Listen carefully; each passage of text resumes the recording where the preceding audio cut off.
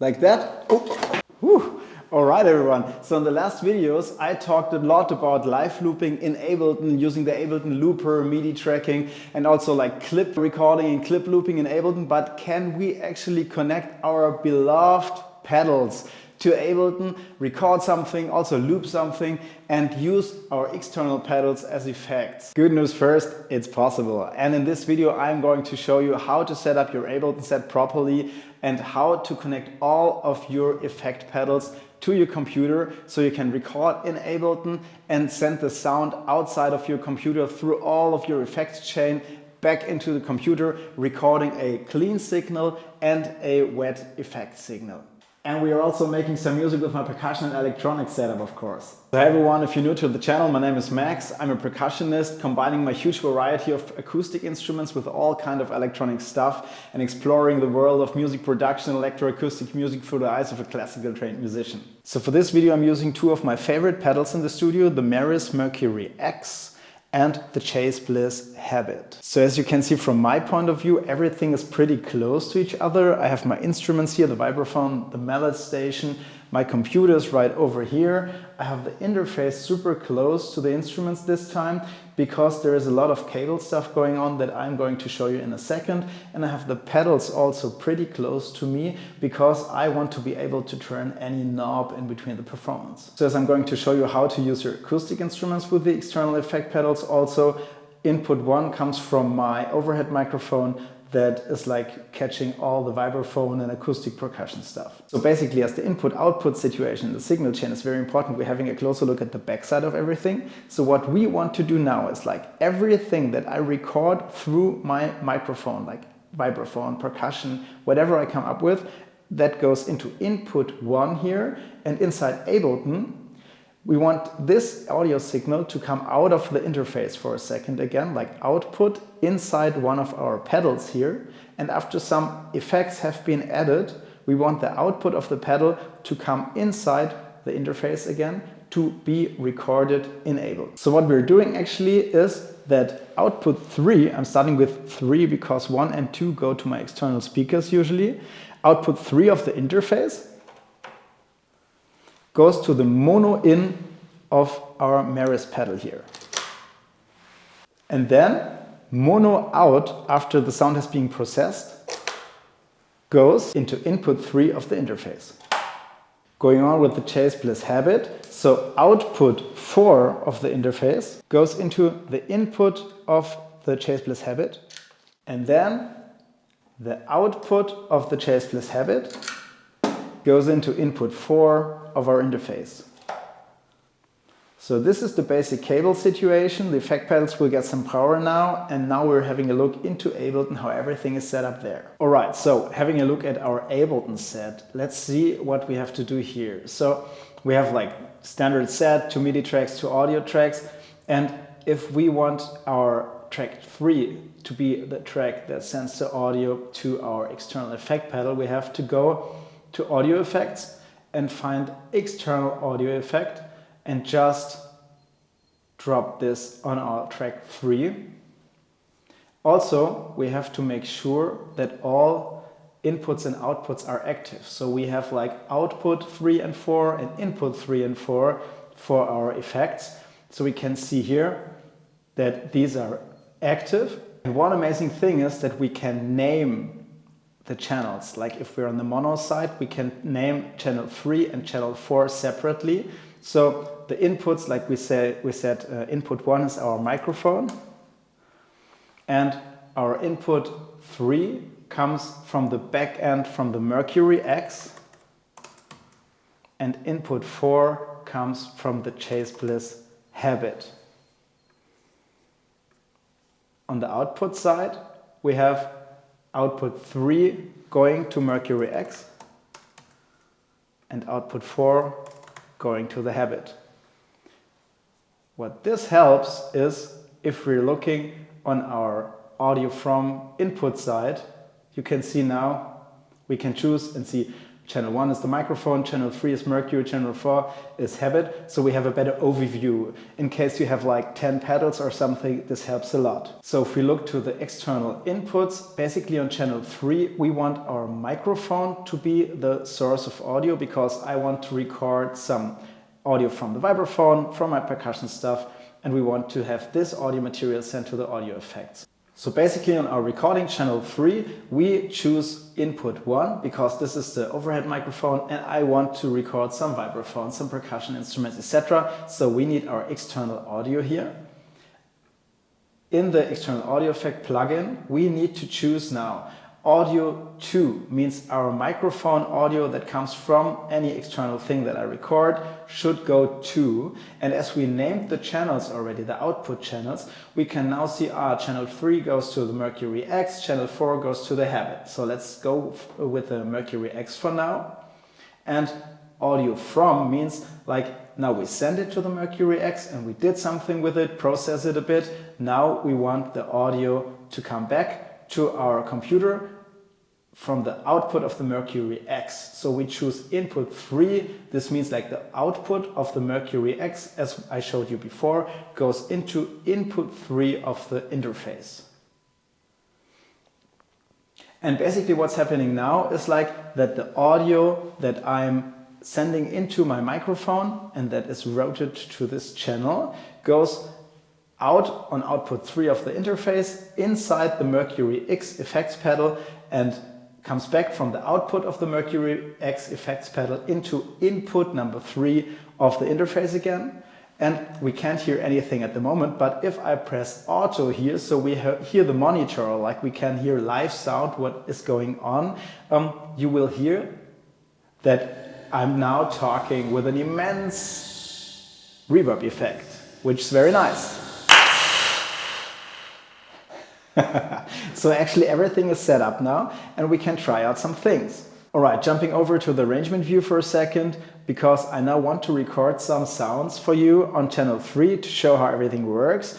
I'm putting on auto in a second and then we hear like live what I'm doing with the effect, so I have the chance to, control something on the effect, like change the pre-delay is exactly as I want it to be. And we can now then see here in our track 3 what exactly is being recorded. And there's one thing we're going to learn about this, which is a very important thing I'm going to talk about in a second.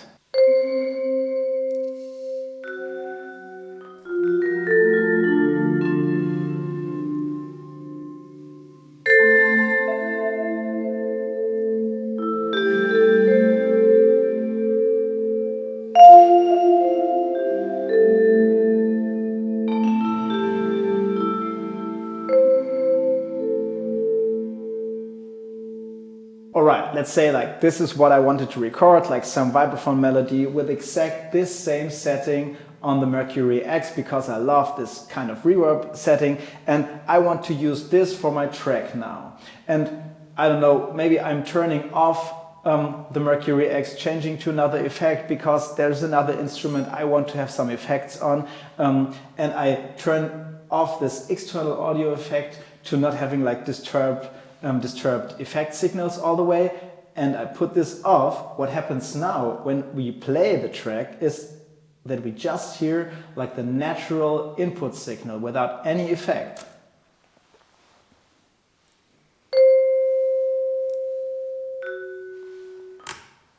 So that is a very important thing, because actually often in my performances and in my recording sessions, what I'm going to do is I will use any effect pedals, play something, and maybe even change some settings while I play, like the pre-delay or like the mix or some modulation and stuff, depending on the effect. So most often I want like the live movements of the effects to be recorded like in real time, because I'm like really controlling the sound of my instrument during I play to a track or during I'm recording a track. And so what we need to do in order to record like the live signal of our effect chain is we need to have a second audio track, and I'm changing from external in to audio 3, which is basically our channel of the effect. And I'm also recording this. And if I now record a new track, we're just going to delete this one. What we're going to see now is that when I turn on the external audio effect, we have the same thing like on channel 3. We record like clean, dry signal that is being processed with the external audio effect, but it's, as we now know, not going to be saved in this audio track, but on track 4 that we created right now, there is like only the output signal of channel 3 coming in. So this means actually that the processed signal is being recorded on channel 4. Let's see how this works.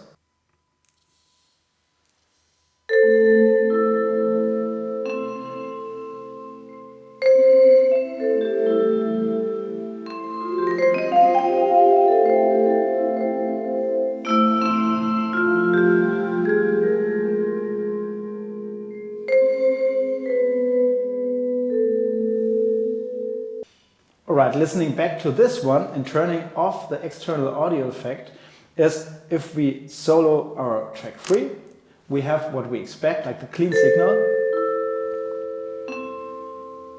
But if I solo track 4 now, what we hear is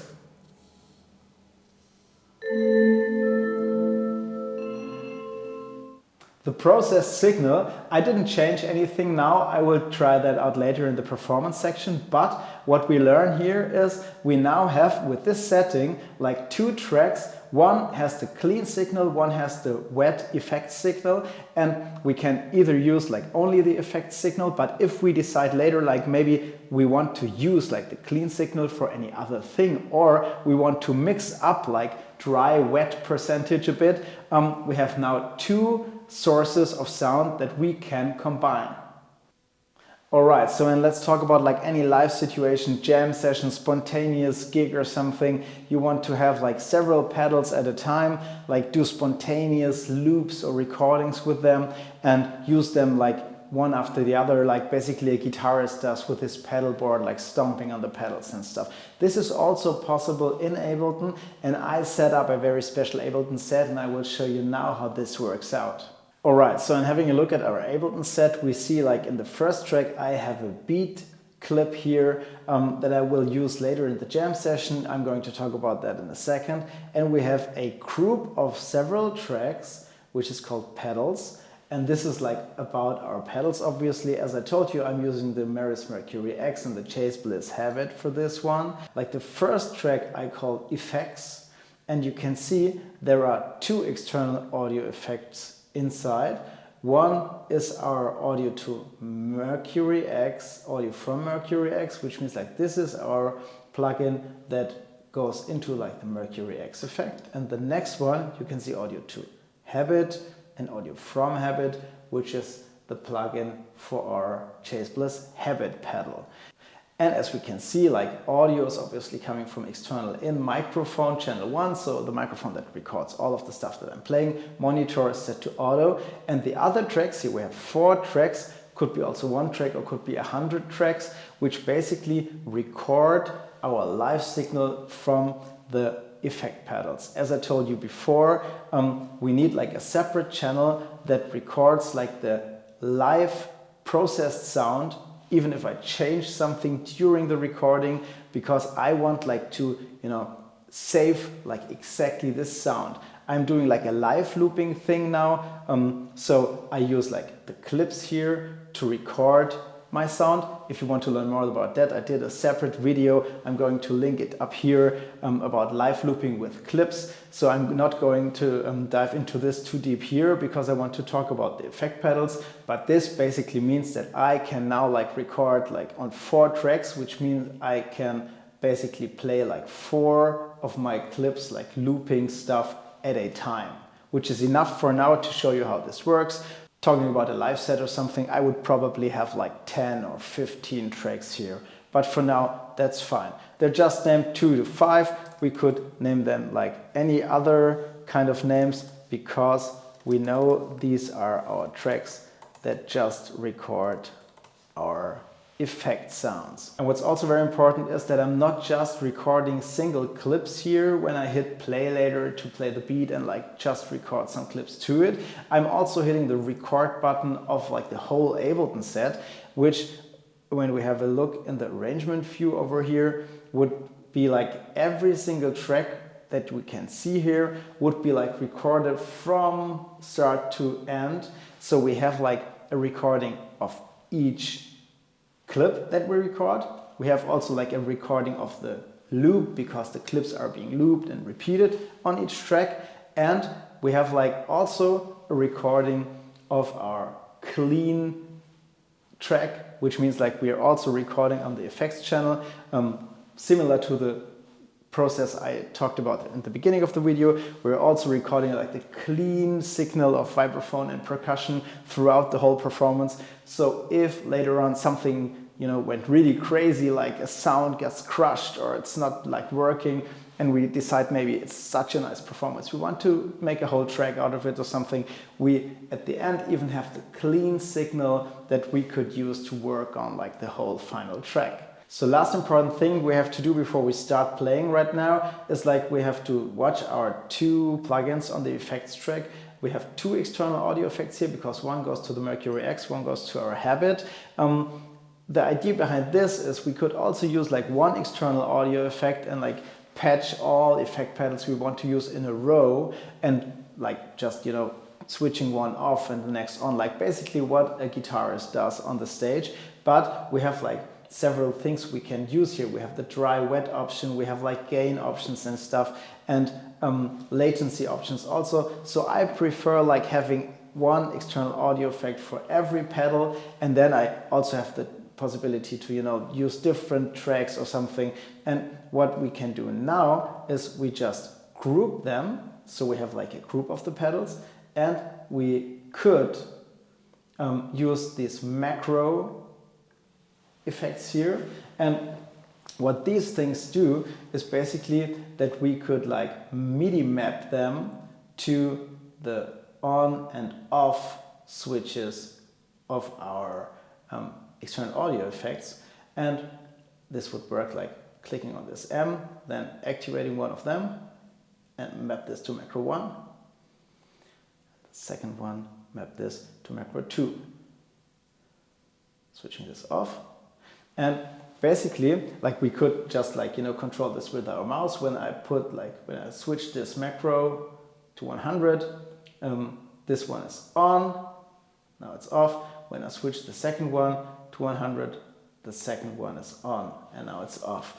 And basically, I could also control this over here because I really like to use my Ableton push. We have like the two macros here, so I could like also use these knobs here to control like switching on and off. But if this might be too complicated or you don't want to, you know, switch like something on the MIDI controller, we could also like delete this option, like unmap everything again and make the macros disappear. And we could basically having both of the pedals being switched on all the time and just use the onboard switches to switch like a pedal on or switch between different effects and switch the pedal off again. That depends on how you prefer that. For now, I'm just working with the onboard switches because I have the pedals pretty close. If there might be a setup where the pedals are like a bit far away, you can also use your MIDI setup for that. So for this option, I'm switching both of the external audio effects on. And then we're ready to start. I'm starting the beat and I'm starting the recording mode of the whole set. And so we're ready to go to record some effect pedal stuff. Hope you enjoy.